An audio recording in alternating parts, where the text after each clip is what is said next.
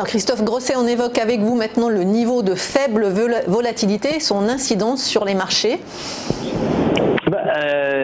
Pour une fois, je dirais que la volatilité reste basse, comme vous l'avez clairement rappelé.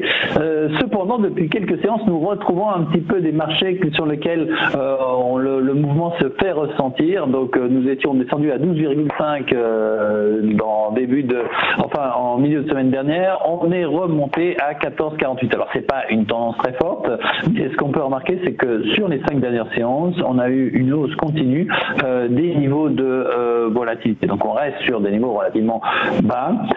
Cependant, la volatilité de l'indice Eurostoxx est en train de remonter de façon assez décidée en une semaine. Donc la stratégie dont on avait parlé la semaine dernière, que je rappelle qui avait été de se positionner sur un variant call et un variant put de même prix d'exercice pour bénéficier justement d'une hausse de la volatilité, c'est démontré dans la semaine écoulée, effectivement gagnante.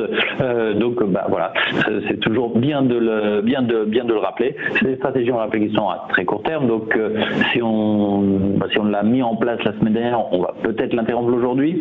La tendance va être éventuellement que dans les prochaines séances, on pourrait voir cette tendance se poursuivre peut-être encore un petit peu. Donc pour qui voudrait le faire, je rappelle le concept, on va se mettre sur un call et un put même prix d'exercice. On a mis pour cela des maturités plus longues, donc à mars de l'année prochaine.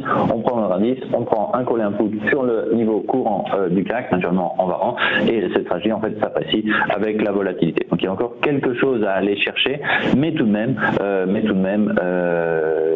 on voit que ça a été une tendance qui nous a accompagnés au cours de la dernière semaine.